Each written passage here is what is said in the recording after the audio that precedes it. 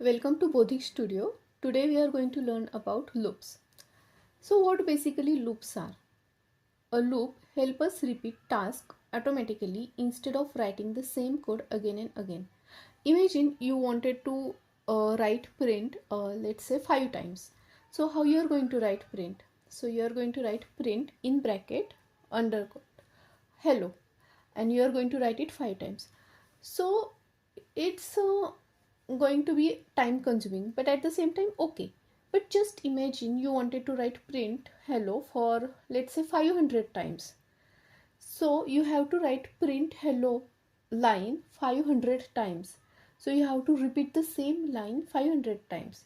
So it's going to be time consuming, it's going to be a repetitive task, and it's going to take a lot of lines of code, and it's going to confuse, keep repeating.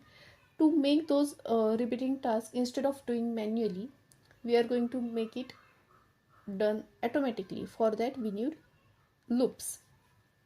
So there are two loops basically mostly used in Python are while loop and for loop. So what is while loop? So let's see over here. A while loop is used when we do not know how many times the loop will run. So we don't know the ending condition basically. It runs until a condition becomes false. A while loop is used when we don't know how many times to repeat, but we know the condition to stop. So this is the syntax of while loop: while, condition and statement. So while loop, we used while loop when we don't know what is the uh, condition to end, like how many times it is going to run, but we know when we wanted to stop it. To make more sense, let's see the example. So as I say, this is the while loop syntax, like while, condition and statement. But at the same time, these three steps consist of while loop. The first is initialization, the second is the condition, and third one is the increment or decrement, depends on the loop. So let's see the basic example for while loop. Here I is equal to 1, where we initialize the I to 1. As you can see in Python, we don't need to mention whether it's integer or Python. Automatically it just by default accept it as a integer. So I is equal to 1. Here we do initialization. So while I is less than equal to 5. So what is the condition here? We wanted to do the loop till this I is becomes equal to 5 or it becomes less than 5. Okay, either less than or equal to 5. So this is our condition. Now see, here we initialize it, I is equal to I plus 1. So what happens over here? At the very first iteration, the value of I is 1. So it will go here, 1 is less than equal to 5. The condition is true. Then only it will enter the loop. So print I. So what is the value of I right now? 1. So it's going to print 1. Now the next condition, next statement, let's say I is equal to I plus 1. So what is the value of I? 1. So it becomes 1 plus 1. So now for second iteration, the value of I is 2. Does this condition satisfy? Does 2 is less than equal to 5? Yes. So it again is going to print I. It means it is going to print 2. Now for the next, it is going to increment. 2 plus 1, 3. Now the value of I is 3. So 3 is less than equal to 5? Yes. Now it again is going to print 3. Now it again going to increment. Now value of I becomes 4. Now does 4 is less than equal to 5? Yes. So it is again going to print I. So this will keeps going on and on as long as the value of I is going to 5. Okay. So when the condition becomes false, just a second here. When the condition becomes false, it will stop itself. Like see, let's say value of I is 5. So 5 is less than equal to 5, right? 5 is equal to 5, right? So condition is true. it is equal to 5, so it is going to enter. So here value of I is printed, and increment, it will increment the value, it will become 6. Now 6 is less than equal to 5?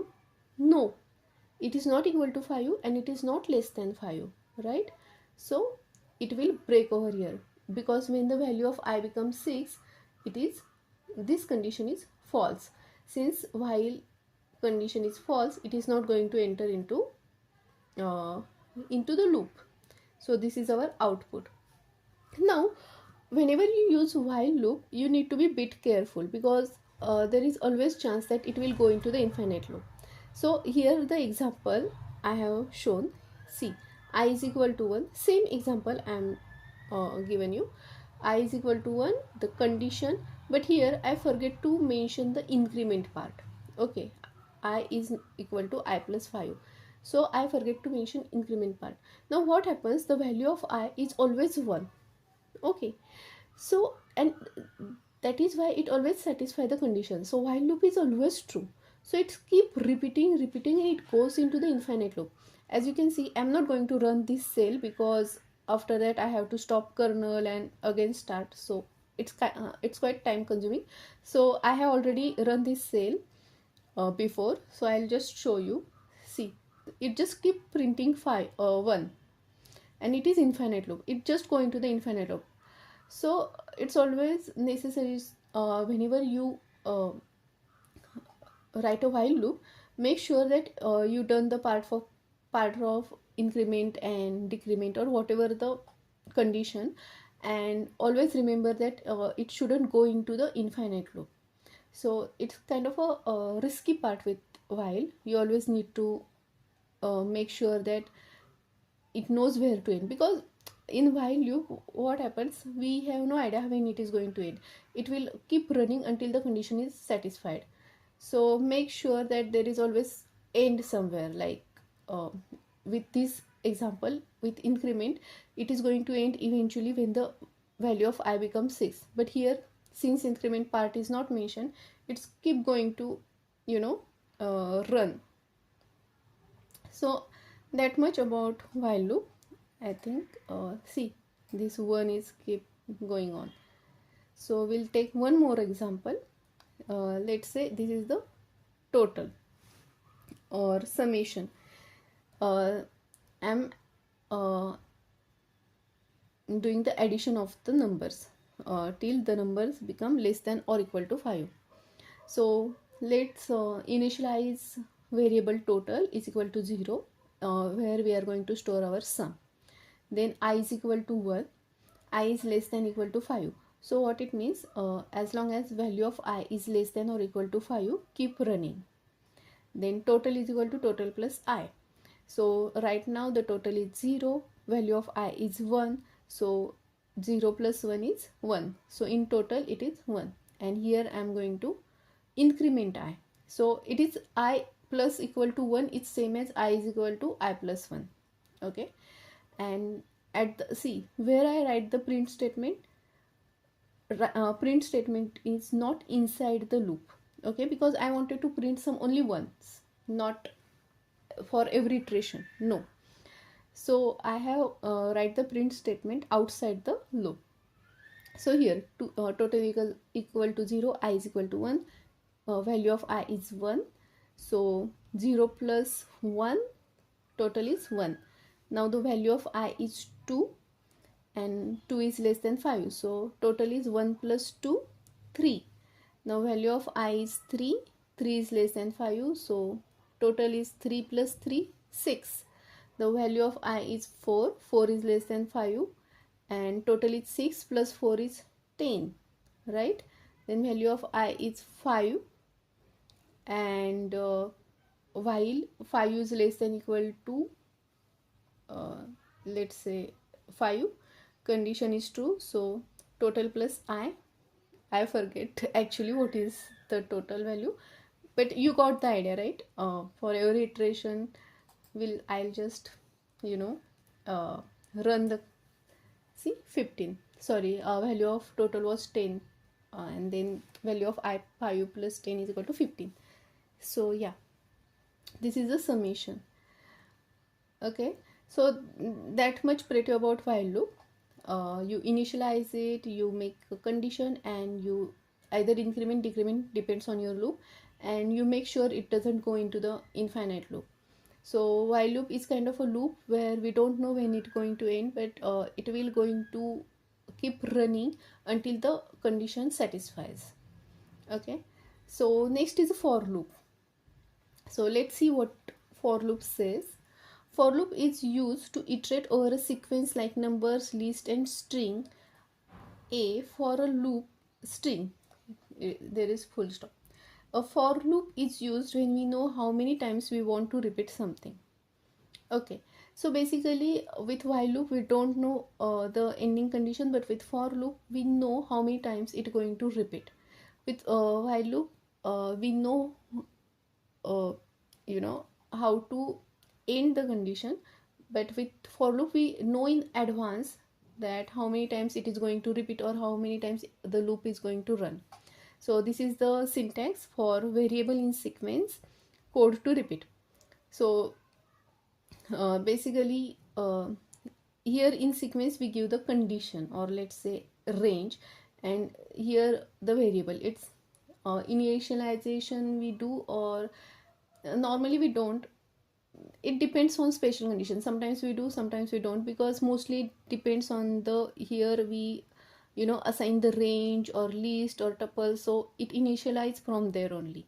And here the conditions, code to repeat or statements, where we put the conditions or repeat.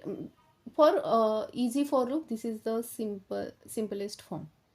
Okay, so as you can say, it iterate over sequence like numbers, list, and strings. So let me mention that string is also iterable. So we can take an example. Let's say s1 is equal to some string. Let's say it's Bodhix. Okay, it is a string. Now let's write a for loop variable. So I'm taking a variable character as a ch. Okay, and in sequence, in is a keyword over here. Sequence, so I want to run it through this sequence s1 like string. Okay, I want every character of that to print. So let's say print ch. So it is going to iterate over each and every character and going to print bodhix. Okay, so with for loop there is we mostly use a range function. So what is range function? Range function is very interesting function. It just print the values between the brackets from range. Like let's say here you can see range generates a sequence of number. So this is the syntax of range. Okay, here start, stop, and steps. Okay, so what is start is from where we want the sequence to go, and stop, now with stop there is an interesting concept. It stops before it mention. Let's say here mentions stop is 7, then it is not going to stop at 7, it's going to stop before 7. So basically it's going to stop at 6. And step is if we want to skip the step, like we want to print only odd number, we want to print only even number, kind of things, or steps, depends. So I'll just give you the example. See, for I in range 1 to 6, so here you can see 1 is a starting condition, so I want the value of I initially 1. Okay, stop is the 6, so it is not going to stop at 6, it is going to stop before 6. So print is going to I 1 2 3 4 5, it is not going to print 6, because stop always print one step before it. Okay, so what is step? Let's say I add 2 over here. So what going to happen over here is it going to skip one step. Let's say it starts from 1 and now it skip 2, 1 2, then it prints 3, then 4, then 5. Okay, it just keeps, instead of 2 I write 3, then it will going to print 1 4. Okay, it depends like that. Instead of 6, let's say if I write 10, okay, so it just keeps the number, it skips 2 3 1 after 2 3, and then print 4, then 5 6, then print 7, kind of. Okay, so if I write 1 is by default, so it doesn't skip anything, right? And if one, if we don't mention the step, by default it take it as a 1. Okay, so instead of 10, if I say, let's say 5, it is going to step 1 before. So if it, here it is 5, so it is going to print till 4, one step before, right? So that much pretty about range. So what is print square? So yeah, we can just, you know, print the squares of the number. Like for 1 to 4, I can just print squares of those number, right? So that's pretty much it. For each iteration, the value of the value of I keep increment till the range satisfied. So here what we do, we take a number from user and we just let's say we wanted to print till that. Let's say I want to print from 1 to 5. Okay, so it is going to print now. Now tell me what it is going to print. It is going to print 5. I tell you why. Because the n is accepted, is going to accept 5, right?